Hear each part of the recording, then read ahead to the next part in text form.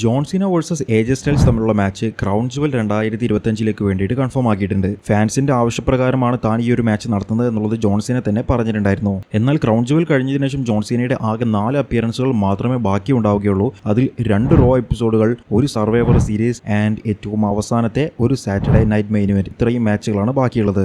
ഇതിലെ 2 raw എപ്പിസോഡുകളിലൂടെയും survivor സീരീസിന് വേണ്ടിയിട്ടുള്ള story building ആയിരിക്കുമെന്ന് തന്നെ ഞാൻ പ്രതീക്ഷിക്കുന്നുണ്ട്. ഇപ്പോൾ ഒരുപാട് റൂമറുകളായിട്ട് കേൾക്കുന്ന രീതിയിൽ സർവൈവർ സീരീസ് നടക്കുകയാണെന്നുണ്ടെങ്കിൽ ജോൺസണിക്ക് കിട്ടാവുന്നതിൽ വെച്ച് ഏറ്റവും ബെസ്റ്റ് മാച്ച് ആയിരിക്കും അദ്ദേഹത്തിന്റെ റിട്ടയർമെന്റിൽ അവസാനമായി കിട്ടാൻ വേണ്ടി പോകുന്നത്.